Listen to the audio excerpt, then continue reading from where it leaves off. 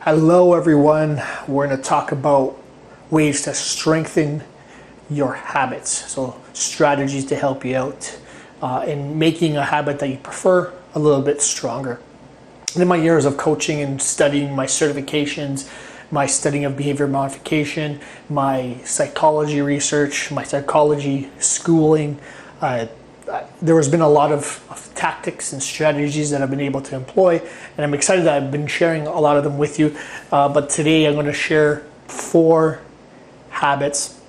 They were influenced heavily by James Clear's habits in this book called Atomic Habits, and there are 4 ways that you can sort of adjust your triggers, your cues for your habits, or your environment to help you to strengthen the habits that are going to move you towards your goal. And of course, there's the opposite of those, what I call the anti-habit laws.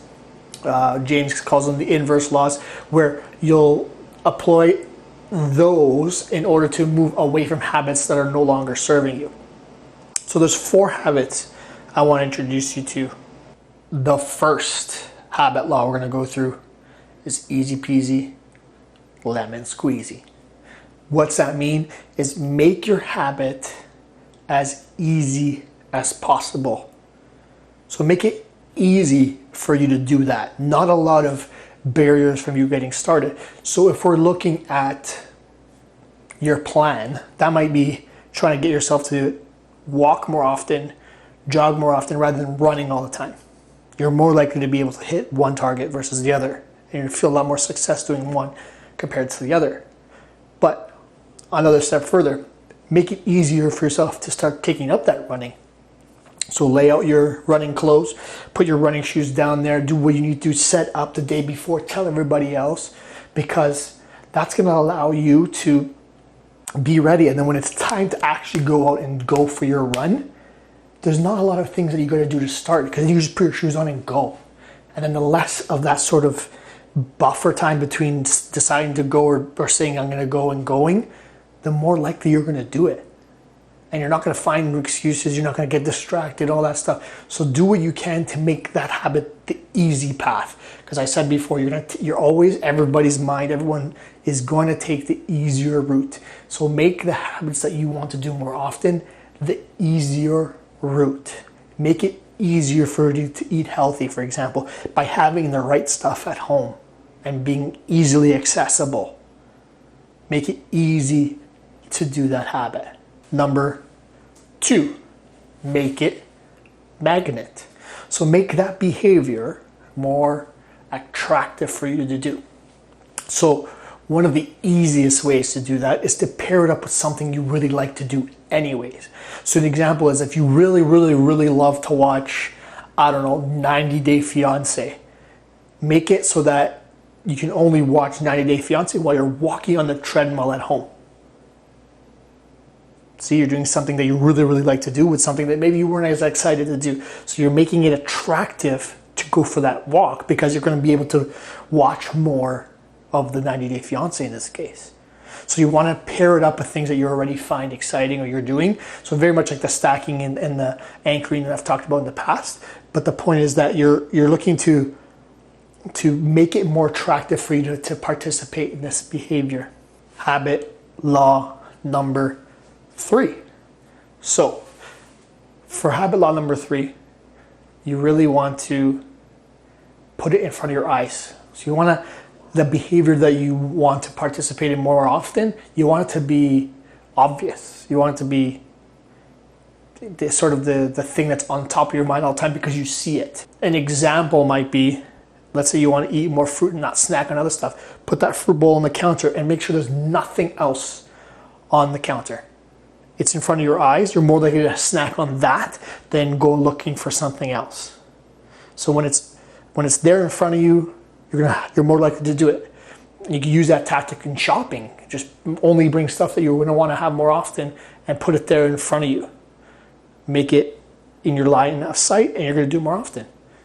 You could even use this in terms of motivation. So let's say there's a dress that you want to fit in. and your party's a few months away, hang that dress up somewhere you're going to see it often. Back of the door in the washroom, closet, whatever it is, something you're going to see, the back of your bedroom door. Somewhere you're going to see it often, and it's that visual reminder. When you put it in front of your eyes, you think about it more, you do it more. So habit law number 3 is put it in front of your eyes. Number 4, rate it. What does that mean? 5 stars. It should be satisfying. You should have enjoyed the habit. So if you find ways to enjoy the habit, make it satisfying, then you're gonna do it more often. So if you make, let's say, going out and completing a certain distance when you run, that's satisfying. You have a goal, you hit that target, and it is satisfying. And that's what you're going to see often. These badges that happen, like on the Apple Watch, the Fitbit, all these sort of tracking devices. The badges, that's the point of them. It's making you do stuff becoming more attractive. It's making it attractive for you to do the habits because you're getting rewards for it. Sort of attaching that sort of the positive rating towards the habit that you're gonna want to do more of. So you can think of ways to make it a little bit more satisfying for you to participate in this behavior. And it could be like as simple as you park your car somewhere nice, you go walking in a really nice area or jogging in a really nice area. That's more satisfying maybe than jogging along the highway or something like that. So any of these little tricks, they're going to help you to become more satisfied as you participate. Like cycling out in the middle of nowhere, and you see nature, nice weather, like that kind of stuff is going to be more exciting and more attractive to you. So find ways to make your habits more attractive. The 4 anti-habit laws.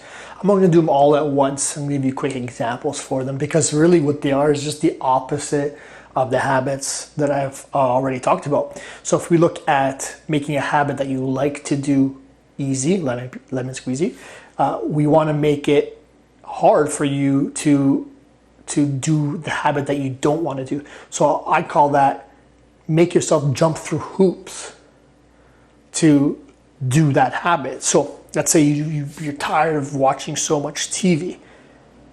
Why don't you unplug that TV, and every time you have to do that habit again, like you have to go watch it, you have to go plug it in. Or some people are crazy, they put TV in another room, they only bring it in when they need it, right? So just anything to make that habit harder to do is going to make you less likely to do it.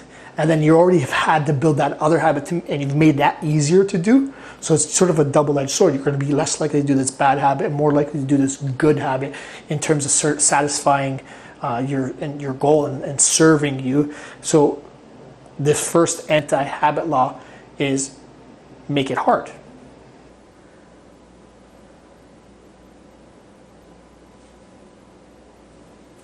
The second one is repel it. Think about getting a spray can and spraying away bugs. You want to repel the bugs. You want to find a way to make that habit almost repulsive for you, right? So there's things that maybe you don't like doing, make it even more so. This is why with smokers, there's sometimes these medication that people take where they take the medication and if they smoke, it actually makes them physically sick. So it's a way of having that negative connotation. And that repels the idea of being able to do that behavior. So find ways to make it repelling or unattractive to do the behavior that you don't like. So that might mean, let's say if you don't like eating so many treats in a week, maybe every time you have a treat, you have to announce it to everybody in the house, or you have to put it on your Facebook, whatever it is, like sort of a way to make it less exciting for you to do that habit, and then you're going to be less likely to do it.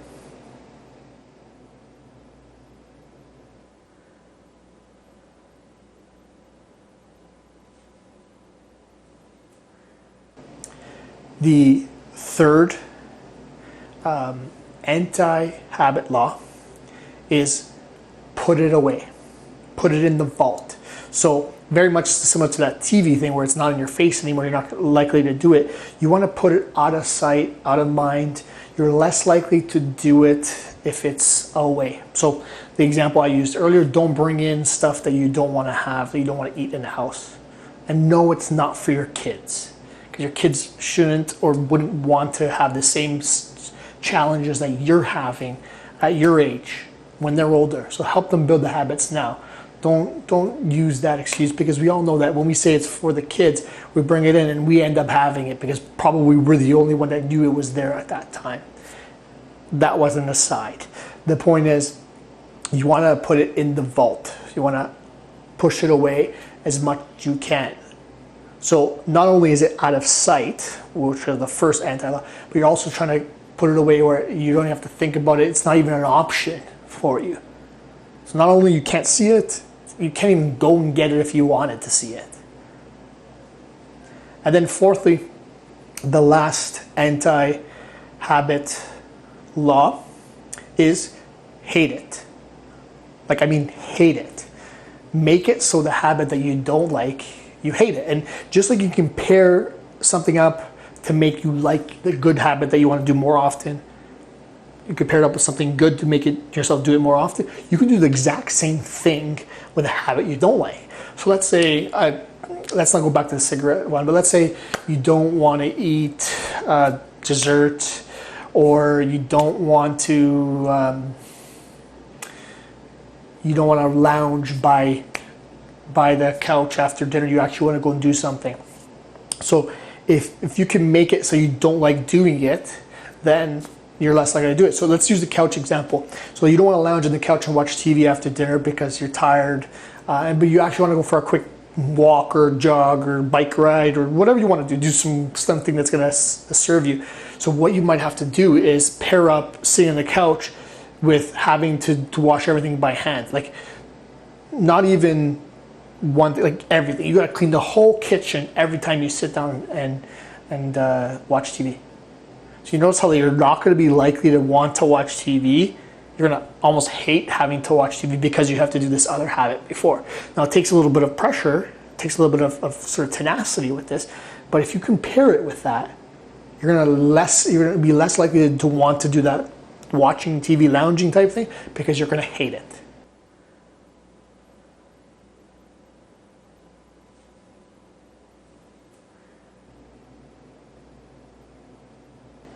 So, quick recap. Make yourself jump through hoops to do the thing that you don't want to do. Second is repel it. Make it less attractive, less exciting to do it. Number 3, put it in a vault. Don't even give yourself the option to access it. And number 4, make it so that you hate doing that behavior that is no longer serving you.